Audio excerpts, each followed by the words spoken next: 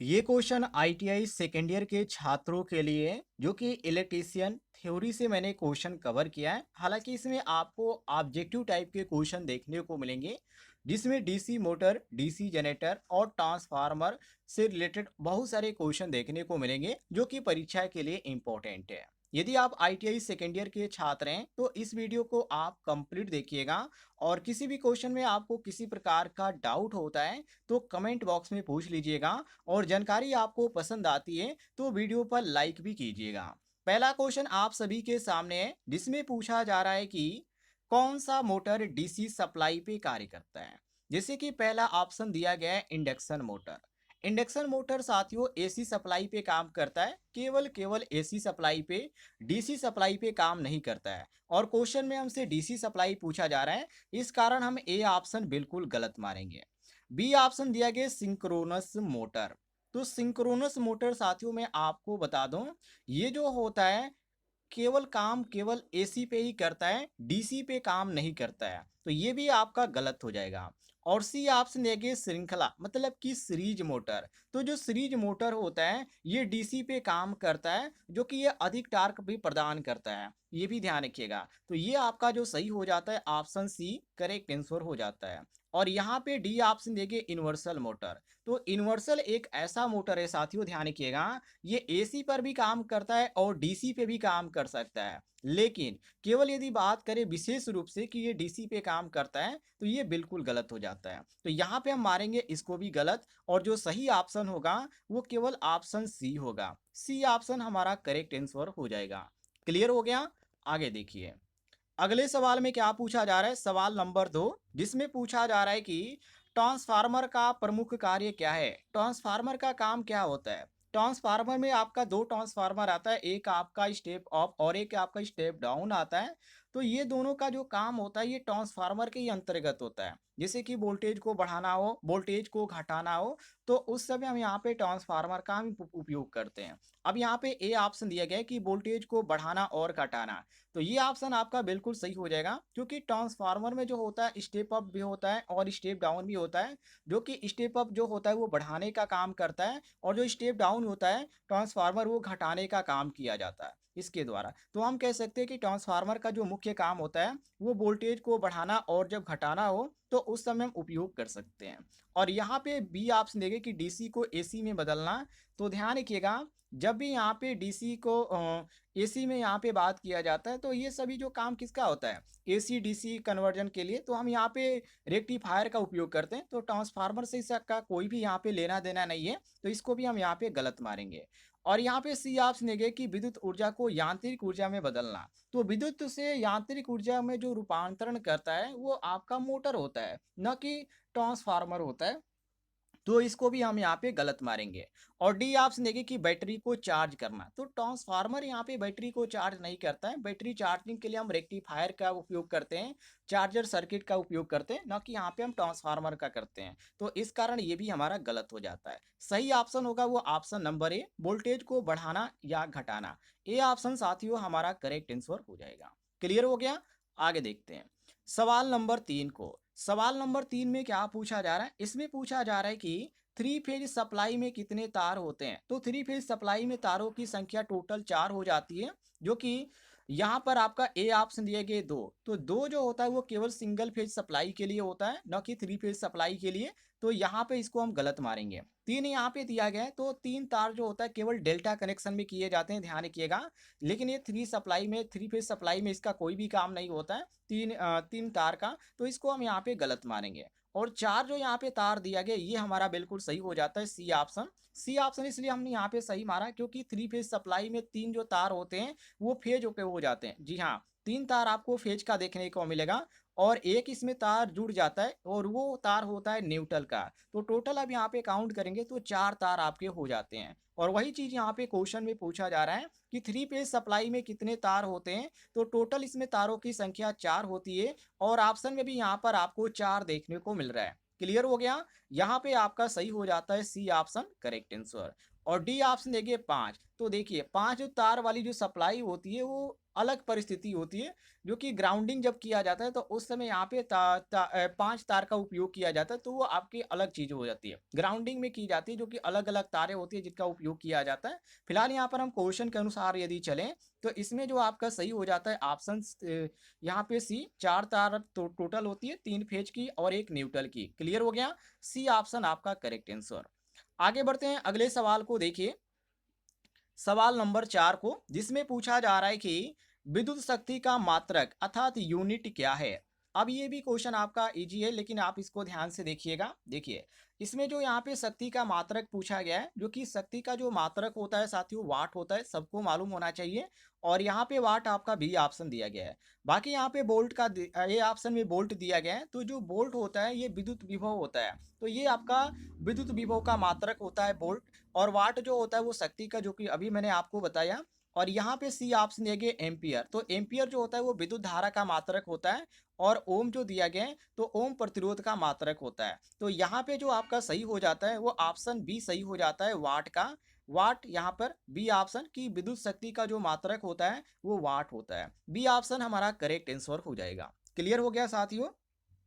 आगे देखते हैं अगले सवाल में, सवाल नंबर 5 को देखिए, जिसमें पूछा जा रहा है कि पृथ्वी अर्थात अर्थ से प्रतिरोध को कम करने के लिए क्या जोड़ा जाता है। यदि अर्थ से प्रतिरोध को कम करना है तो उसके लिए आप क्या करेंगे। तो उसके लिए आप यहाँ पे जरूरत पड़ेगी आपको नमक की और कोयले की। जी हाँ साथियों, यदि आप सिंगल फेज पे यदि आप यहाँ पे बल्ब बार रहे हैं तो उस समय आपको अर्थिंग की जरूरत पड़ेगी। तो वो अर्थिंग में क्या किया जाता है, उसमें नमक या कोयले का उपयोग किया जाता है। तो उसी चीज को यहाँ पे पूछा जा रहा है कि अर्थ से प्रतिरोध को कम करना है तो उसके लिए हम क्या करेंगे। तो उसके लिए हम यहाँ पे नमक और कोयले की यहाँ पे प्रयोग करेंगे। तो यहाँ पे इसके प्रयोग से क्या होगा, प्रतिरोध को कम किया जा सकता है। बाकी यहाँ पर ए ऑप्शन दिया गया लकड़ी का, तो लकड़ी जो होता है वो इंसुलेटर होता है, तो अर्थिंग में इसका कोई भी काम नहीं होता है, तो इस कारण यहाँ पे लकड़ी हमारा गलत हो जाएगा।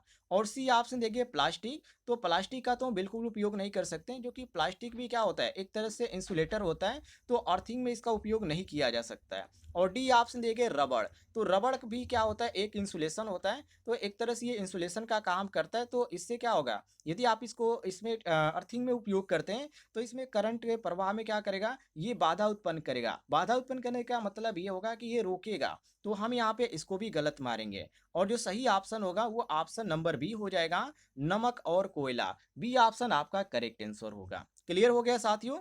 आगे बढ़ते हैं अगला सवाल आप सभी के सामने, सवाल नंबर 7, जिसमें पूछा जा रहा है कि यदि किसी मोटर के स्टेटर वाइंडिंग में शॉर्ट सर्किट हो जाए तो क्या होगा। यदि आपके पास कोई भी मोटर है, यदि आप स्टेटर में उसके देखते हैं और वहां पे आपको शॉर्ट सर्किट देखने को मिलता है, तो उसकी वजह क्या हो सकती है, ऐसे भी आप क्वेश्चन पूछ सकते हैं। तो यहाँ पे यदि वजह की बात करें तो मोटर यदि ज़्यादा देर तक चल रही है, मतलब कि आप ज़्यादा उपयोग में ले रहे हैं मोटर, तो उस समय जो मोटर का जो कॉइल होता है वो हीट होता है। और हीट होने के कारण क्या हो जाता है, शॉर्ट सर्किट तो होने की पूरी संभावना होती है। चलिए सारे ऑप्शन को यहाँ पर देख लेते हैं।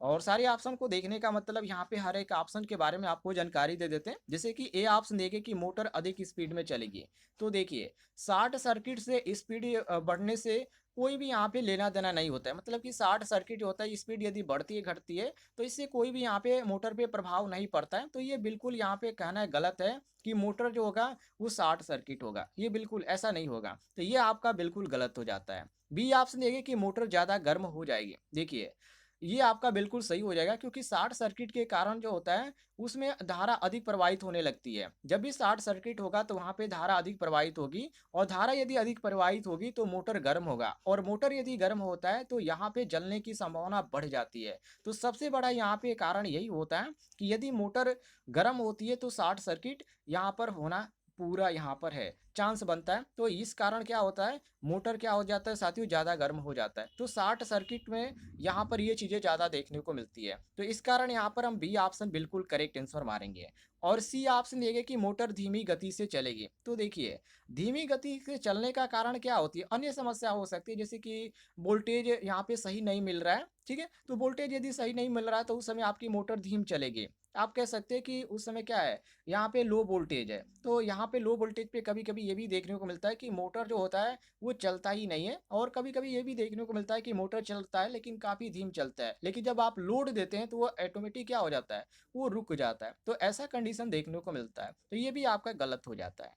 और डी ऑप्शन देखिए कि मोटर की कार्य क्षमता बढ़ जाएगी।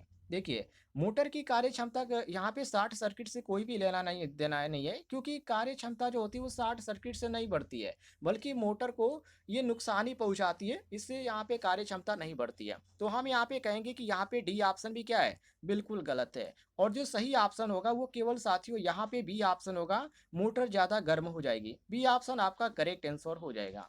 क्लियर हो गया साथियों? आगे बढ़ते हैं। सवाल नंबर 8 को देखिए, यहाँ पे दोबारा एक ही क्वेश्चन हो गया।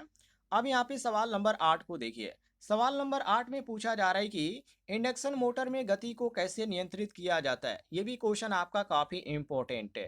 क्वेश्चन नंबर 8, ये जो क्वेश्चन है ये आपको मैंने कई बार बताया था इंडक्शन मोटर में कि गति को कैसे नियंत्रित किया जा सके। तो गति को नियंत्रित जो है आप एक तरीके से कर सकते हैं, जो इसकी फ्रीक्वेंसी होती है, जो फ्रीक्वेंसी होती है साथियों, उसको आप बदल सकते हैं। ठीक है, कहने का मतलब ये, जैसे कि ऑप्शन यहाँ पे दिया गया कि वोल्टेज बढ़ाकर, तो वोल्टेज यदि आप बढ़ाते हैं, ध्यान से बात को सुनिएगा, यदि आप वोल्टेज बढ़ाते हैं तो टार्क को भी ये प्रभावित करेगा। लेकिन इसका इसका यदि बात करें स्पीड से, जैसे क्वेश्चन में पूछा जा रहा है कि इंडक्शन मोटर में गति को कैसे नियंत्रित किया जाता है, तो गति को नियंत्रित करने में जो होता है ये टार्क को और वोल्टेज से कोई भी यहाँ पे निर्भर नहीं करता है, क्योंकि वोल्टेज बढ़ाने से टार्क प्रभावित होगा, लेकिन लोड पे यहाँ पे जो होगा, स्पीड जो होगा, इसमें कोई भी यहाँ पे इसका लेना देना नहीं होता है। इस कारण यहाँ पर हम इसको गलत मारेंगे।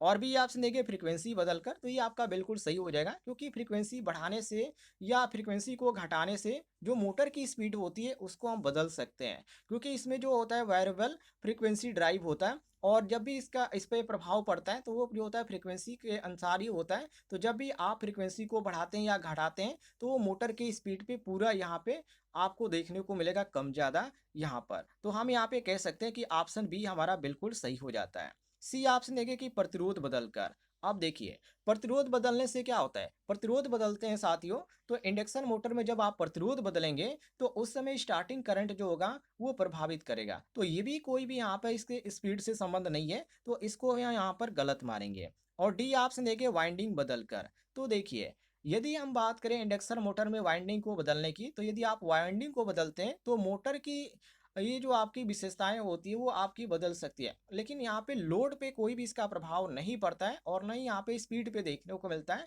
तो इस कारण यहाँ पे हम मारेंगे इसको भी बिल्कुल गलत है। तो जो सही ऑप्शन होगा वो केवल बी ऑप्शन सही होगा, फ्रीक्वेंसी बदलकर। क्लियर हो गया साथियों? आगे बढ़ते हैं। अगले सवाल में क्या पूछा जा रहा है? सवाल नंबर 9। सवाल नंबर 9 में पूछा जा रहा है कि विद्युत चुंबकीय प्रेरण के नियम किस वैज्ञानिक ने दिए थे? काफी इंपॉर्टेंट क्वेश्चन है साथियों, इसको आप ध्यान रखिएगा। विद्युत चुंबकीय प्रेरण के नियम किस वैज्ञानिक ने दिया था? तो उनका नाम था माइकल फैराडे। जी हाँ, माइकल फैराडे ने विद्युत चुंबकीय प्रेरण अर्थात इलेक्ट्रोमैग्नेटिक इंडक्शन के नियम दिए थे। ये आपका ए ऑप्शन में इनका नाम दिया गया है, आप ध्यान से पढ़िएगा।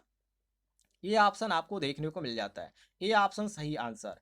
और यहाँ पे जेम्स वाट दिया गया है। तो जेम्स वाट ने क्या किया था? भाप इंजन का यहाँ पे आविष्कार किया था। और यहाँ पे जो आपका दिया गया थॉमस एडिसन, तो थॉमस एडिसन ने बल्ब और कई अन्य भी आविष्कार किए थे, लेकिन बल्ब इनका यहाँ पे मेन था। तो ये आपका थॉमस एडिसन का अलग हो जाएगा। और यहाँ पर दिया गया निकोला टेस्ला, तो निकोला टेस्ला ने एसी विद्युत प्रणाली का विकास किया था। तो हम यहाँ पे जो चुंबकीय प्रेरण सिद्धांत की यदि पूछा जाए कि वैज्ञानिक ने दिए थे नियम, तो ये नियम दिए थे माइकल फैराडे ने। ऑप्शन ए आपका करेक्ट आंसर हो जाता है। क्लियर है? ये भी आपका इलेक्ट्रिशियन से ही जुड़ा सवाल है, इसको ध्यान रखिएगा।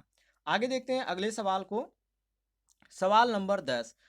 10 में पूछा जा रहा है कि डायोड किस प्रकार की युक्ति है, मतलब कि सक्रिय युक्ति है या निष्क्रिय है या मैकेनिकल है या थर्मल है। तो देखिए, ये जो है आपका सक्रिय है, किस प्रकार की यहाँ पे डिवाइस है, तो ये आपका सक्रिय डिवाइस है। बाकी यहाँ पे डी ऑप्शन देखिए कि निष्क्रिय।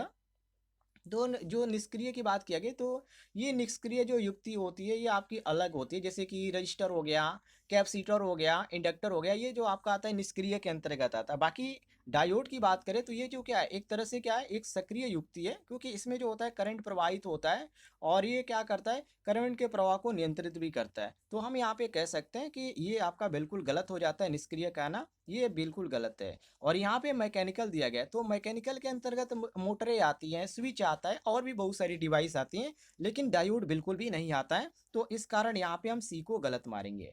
और यहाँ पे डी ऑप्शन देखिए थर्मल, तो थर्मल जो युक्तियाँ होती है ये तापमान को प्रभावित करती है। तो यहाँ पे इसका डायोड से कोई भी लेना देना नहीं होता है, ये आपका अलग होता है। थर्मोकपल अलग इसके अंतर्गत आता है, थर्मल के अंतर्गत और भी बहुत सारी डिवाइस से आती हैं।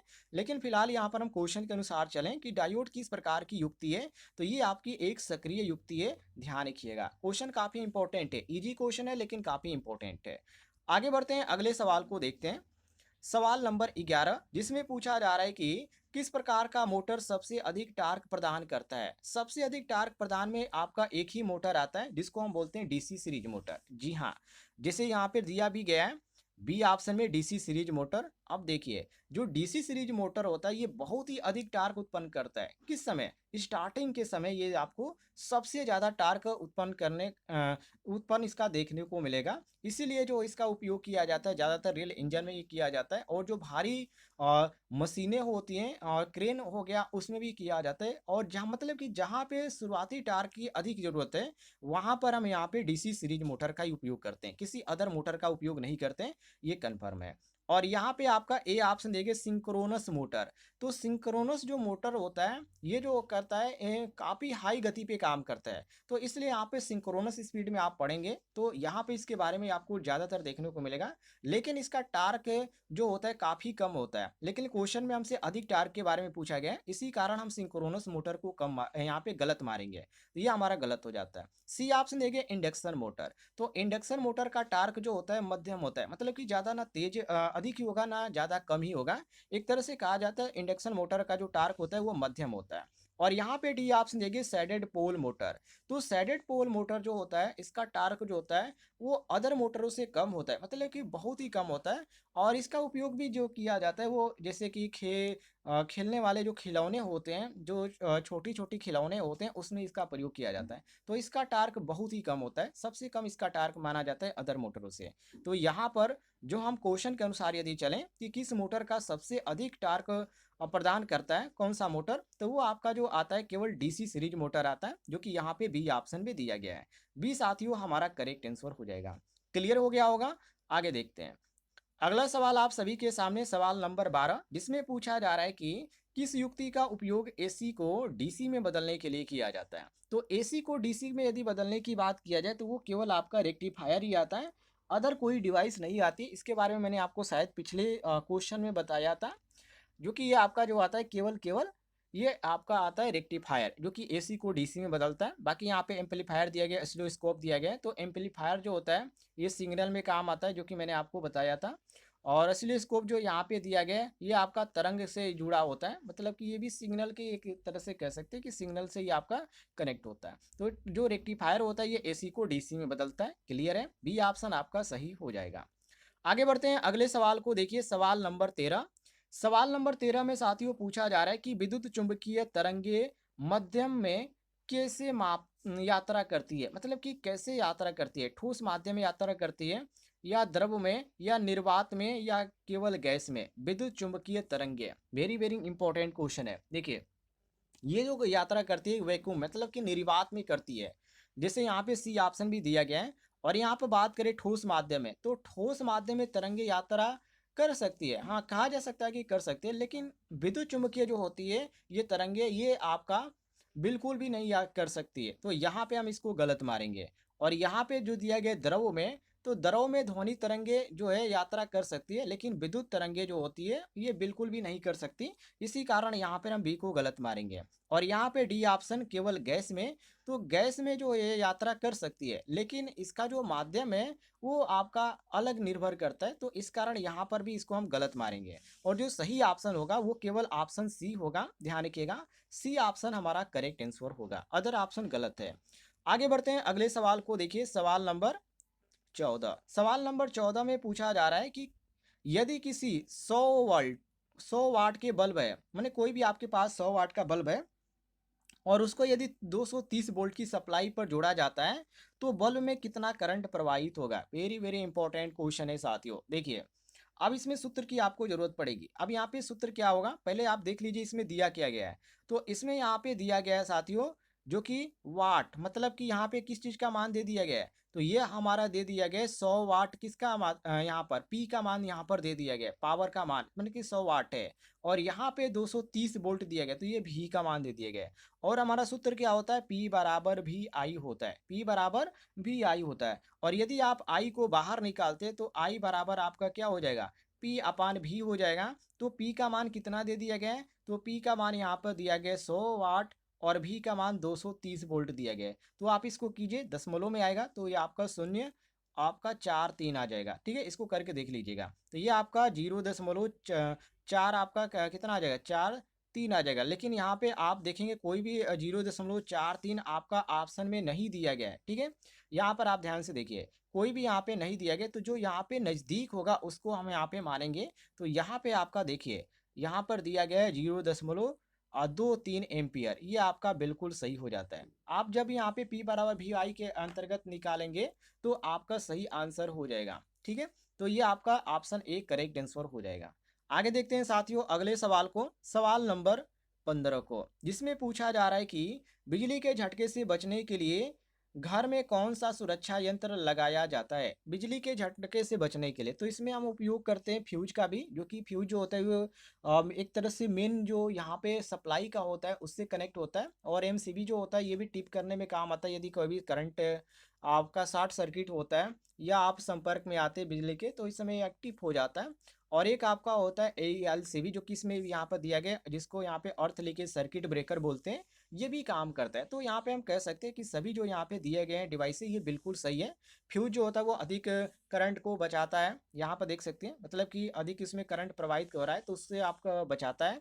और दूसरा यहाँ पे एमसीबी दिया गया तो एमसीबी भी क्या करता है, शॉर्ट सर्किट से बचाता है। और अर्थ लीकेज सर्किट ब्रेकर जो किसी ऑप्शन में दिया गया है तो अर्थ जो लीक होता है उससे बचाने के लिए ये उपयोग में किया जाता है।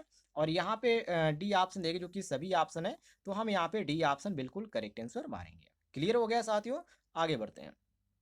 सवाल नंबर 16 को देखिए, इसमें पूछा जा रहा है कौन सा तार सबसे अच्छा कंडक्टर है, जैसे कि तांबा, एल्युमिनियम, लोहा, स्टील। तो सबसे यदि अच्छे की यदि बात करें तो सबसे अच्छा में यहाँ पे आपको जो देखने को मिलेगा तांबा ही देखने को मिलेगा। और इसी में आपका दे दिया जाता है चांदी, तो हम यहाँ पे चांदी को करेक्ट आंसर मारेंगे क्योंकि तांबा से भी बेहतरीन जो है वो चांदी है। ठीक है, ध्यान रखिएगा। बाकी यहाँ पर यदि सही मारे तो आपका ए ऑप्शन बिल्कुल करेक्ट आंसर हो जाता है तांबा, क्योंकि सबसे अच्छा कंडक्टर है और बिजली के तारों में इसका उपयोग भी इस समय ज़्यादातर किया जा रहा है। तो हम ए ऑप्शन करेक्ट आंसर मानेंगे। बाकी यदि बी की बात करें तो ये एल्युमिनियम जो दिया गया है, एल्युमिनियम जो होता है वो काफ़ी हल्का होता है। आप इसको आपके पास होगा तो आप इसको देख भी सकते हैं।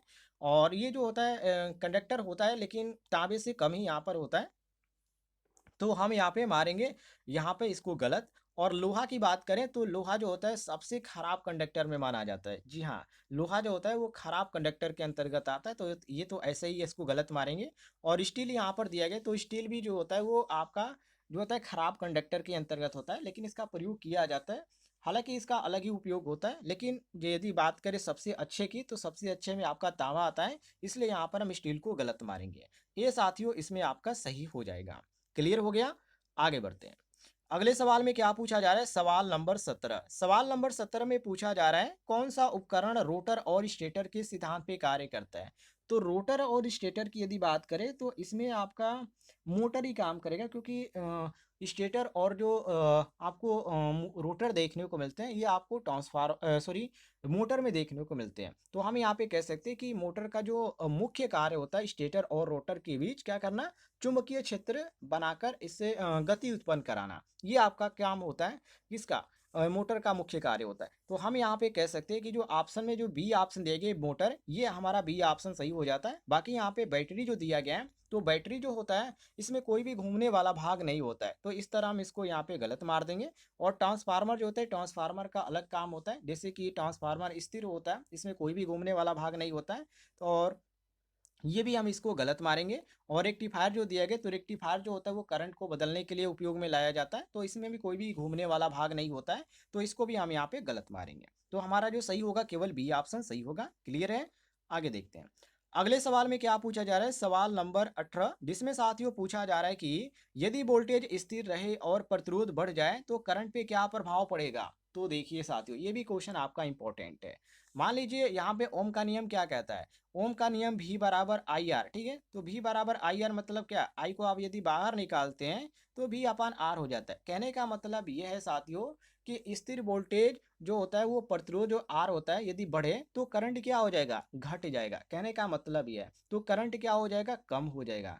और यहाँ पे जैसे कि ए ऑप्शन में यहाँ पे दिया गया है, आप ध्यान से देखिए, करंट बढ़ जाएगा। तो करंट बढ़ जाएगा ये बिल्कुल गलत है, क्योंकि करंट बढ़ाने से क्या होता है, प्रतिरोध क्या हो जाता है, घट जाता है। तो यहाँ पर हमारा एक गलत हो जाएगा। और यहाँ पे भी आप देखें कि करंट कम हो जाएगा, तो ये बिल्कुल सही है, क्योंकि प्रतिरोध बढ़ने से करंट क्या होता है, घटता है। तो ये हमारा बी ऑप्शन सही हो जाएगा। और सी ऑप्शन दिया गया है कि करंट पर कोई प्रभाव नहीं पड़ता है, तो ये आपका बिल्कुल गलत है, क्योंकि करंट हमेशा प्रतिरोध पर निर्भर करता है, इसलिए बिल्कुल गलत हो जाएगा।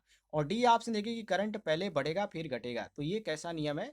देखिए पहले करंट की यदि बात करें तो करंट कभी भी पहले नहीं बढ़ता है फिर नहीं घटता है, मतलब कि एक तरह से कहा जाए तो ये प्रतिरोध के अनुसार ही सीधा बदलता है, ना ये पहले घटता है और नहीं बढ़ता है। तो यहाँ पे इसको भी हम गलत मारेंगे। जो सही होगा वो हमारा ऑप्शन बी सही होगा, करंट कम हो जाएगा। क्लियर हो गया? आगे बढ़ते हैं। सवाल नंबर 19 को देखिए, जिसमें पूछा जा रहा है कौन सा बल्ब सबसे कम ऊर्जा खपत करता है। तो सबसे कम की यदि बात करें साथियों, तो सबसे कम में आपका आता है एलईडी। ठीक है, सबसे कम जो आपका ऊर्जा खपत करता है वो एलईडी करता है, और इस समय ज़्यादातर ये प्रचलित भी है। लेकिन यहाँ पर दिया गया इनकंडेसेंट बल्ब, तो ये जो आपका होता है अलग होता है। इस बल्ब का जो उपयोग किया जाता है अधिकतर यहाँ पे ठंडी के दिनों में किया जाता है, क्योंकि इससे ज़्यादातर यहाँ पे गर्मी उत्पन्न होती है, हीट इसमें ज़्यादातर होता है। और ये बहुत ही ख़राब भी होते हैं, और इसके खपत भी बहुत ही कम होता है। तो इस कारण यहाँ पे हम यदि बात करें कि ऊर्जा खपत में, तो ये जो होता है यहाँ पे ऊर्जा खपत ज़्यादा करता है। तो हमारा क्वेश्चन में सबसे कम की यदि बात किया गया है तो हम कम में एलईडी मारेंगे, न कि यहाँ पे इस बल्ब को मारेंगे। और सीएफएल यहाँ पे दिया गया, तो सीएफएल जो होता है ये आपका इंडेक्सेंट जो बल्ब होता है इसकी तुलना में कम खर्च करता है, मतलब कि इस बल्ब से ये जो बल्ब है थोड़ा सा कम ही ऊर्जा खपत करता है। तो इस कारण भी इसको हम गलत मारेंगे, क्योंकि क्वेश्चन में हमसे कम खपत की बात किया गया है। और यहाँ पे दिया गया ट्यूबलाइट, तो ट्यूबलाइट जो होता है वो सीएफएल जो होता है ये सीएफएल से भी अधिक यहाँ पर होता है, काम करने में मदद करता है, मतलब कि अधिक प्रभावित होता है। लेकिन ऊर्जा के मामले में ये कम नहीं करता है, ध्यान रखिएगा, ऊर्जा ये ज़्यादा लेता है। तो यहाँ पे एलईडी हमारा बिल्कुल सही हो जाता है, लाइट इमिटिंग डायोड, ध्यान रखिएगा। आगे देखते हैं अगले सवाल को। सवाल नंबर यहाँ पे 20 को देखिए, इसमें पूछा जा रहा है कि इलेक्ट्रिकल वायरिंग में कौन सा तार अर्थिंग के लिए उपयोग किया जाता है, मतलब कौन से कलर का। तो शायद मैंने आपको बताया था, पिछले वीडियो में आपको बताया था, हरा रंग जो होता है वो आपका अर्थिंग के लिए होता है। बाकी लाल रंग जो होता है वो आपका फेज के लिए होता है, फेज तार के लिए लाल का उपयोग किया जाता है। नीला जो होता है तार ये न्यूट्रल के लिए होता है, और हरा आपका होता है अर्थिंग के लिए होता है। और जो काला होता है इसका उपयोग जो होता है न्यूट्रल के लिए भी किया जाता है, अर्थिंग के लिए भी किया जाता है, लेकिन अर्थिंग के लिए बिल्कुल नहीं किया जाता। ध्यान रखिए, काला जो होता है वो न्यूट्रल के लिए उपयोग में किया जाता है। तो हम यहाँ पे सही मारेंगे ऑप्शन डी, हरा। सी ऑप्शन आपका करेक्ट आंसर हो जाएगा। जानकारी आपको पसंद आई होगी तो वीडियो पर लाइक कीजिएगा, और वीडियो के नीचे आपको एक बटन दिख रहा होगा सब्सक्राइब वाला, उसे जरूर दबाइएगा।